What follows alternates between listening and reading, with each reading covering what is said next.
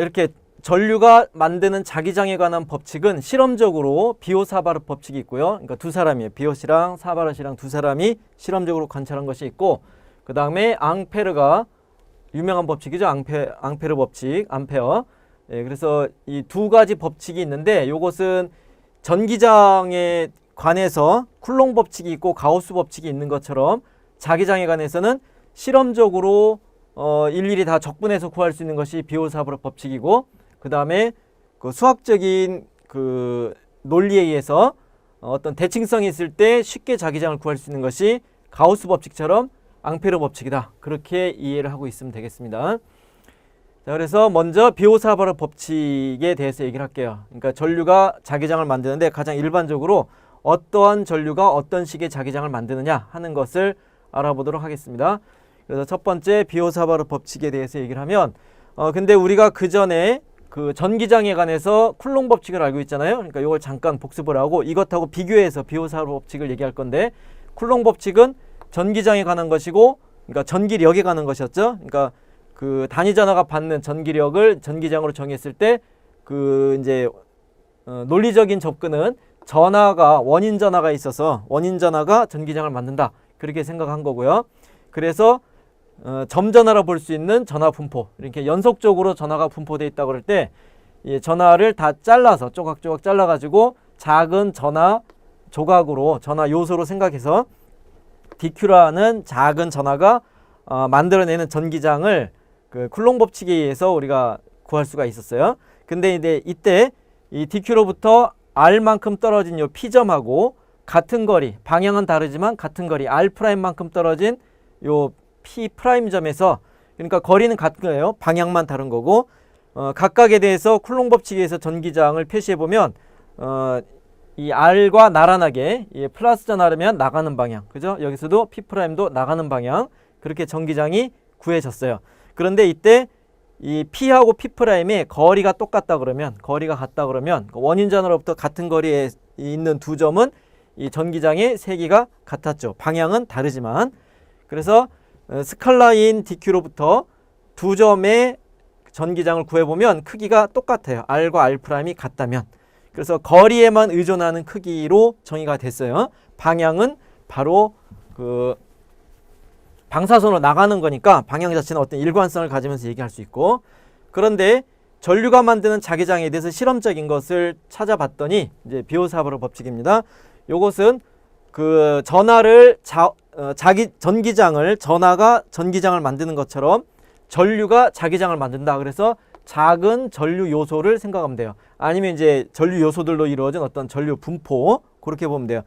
그러니까 요게 전류 분포가 사실은 조금 어려운 얘기예요. 깊이 들어가면 좀 어려운데 지금은 단순하게 그냥 굵기를 무시할 수 있는 도선이 있다. 그리고 도선이 따라서 도선하고 나란하게 도선을 따라서 전류가 흐른다. 물이 흐르는 것처럼 그렇게 단순하게 생각하면 돼요. 그렇다면 이제 전류 분포라는 건 뭐겠느냐? 도선의 모양이 어떤 모양이냐? 그죠? 그 다음에 전류의 세기가 얼마가 되겠느냐? 그런 식으로 생각을 할게요. 그래서 이 주어진 도선의 전류의 양은 다 균일하게 흐른다. 그러면 매 순간순간 방향은 요 도선에 접하여진 방향으로 전류의 흐름이 있다. 그러니까 전류 밀도를 정의할 수 있다. 그렇게 생각을 할게요. 그래서 그 원인이 되는 원인 전류를 찾아서 원인 전류로부터 원인 전류가 만드는 자기장을 조사를 해봤어요. 해봤는데 이제 실험적으로 열심히 찾아봤더니 여기처럼 이런 도선이 있는데 이 도선에 전류 요소를 잘라서, 그러니까 길이는 ds만큼, 도선의 길이죠. ds만큼 자르고 거기에 전류를 곱한 것을 이제 전류 요소로 잡은 거예요. 그러니까 요거는 전류 자체는 아닌데 그 크기에 가는 것을 ds로 이제 정의해서 집어넣은 거죠. 그럴 때 요걸 벡터적인 정의를 했어요. 왜냐하면 전류는 스칼라지만 전류 밀도는 벡터로 정의되잖아요. 그러니까 전하의 움직임 자체는 속도와 관계가 있기 때문에 그래서 벡터적인 성질이 있어요. 그래서 지금의 경우에는 ds 방향이 뭐냐? 도선에 접하면서 전류 방향과 같은 방향을 ds 방향으로 정한 거예요. 그래서 방향성은 ds로 표시하는 거고 크기는 전류 곱하기 도선의 길이, 그렇게 i 곱하기 ds, 그런 식으로 정의된 벡터예요.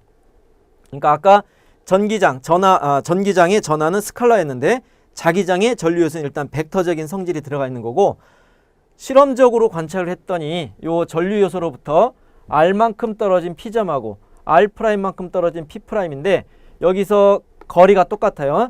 똑같은 두 점에서 자기장의 방향을 조사했더니 방향은 일단 들어가는 방향이에요. 이제 자기장에 관해서는 3차원적인 공간 방향이 정의되기 때문에 지난 시간에 얘기했나 모르겠네요. 이 평면에서 2차원 평면에서 이 평면으로부터 나오는 방향은 수직하게 나오는 방향, 그거는 이제 이렇게 화살이 나한테 날아오는 것처럼 생각해서 요 점으로 표시할 거고요. 그냥 또는 점. 그 다음에 들어가는 방향은 화살이 멀어지는 방향. 그래서 X 표시로 화살 꼬리 그렇게 표시한다 그랬어요.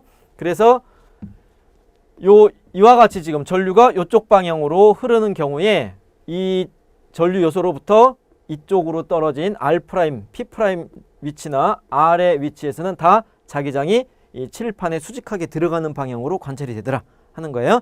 그러니까 나침판을 갖다 놨더니 여기에 나침판이 이렇게 돌더라. 그렇게 이해하면 돼요. 그런데 이제 크기를 조사했더니 크기가 실험적으로 조사했더니 4파이 분의 뮤제로라는 상수가 있고요. 그 다음에 R제곱분의 IDS 곱하기 사인 세타. 그 다음에 P'에서는 다 똑같은데 사인 세타 프라임, 사인 세타. 이렇게 해서 크기도 방향에 의존하더라 하는 것을 알았어요.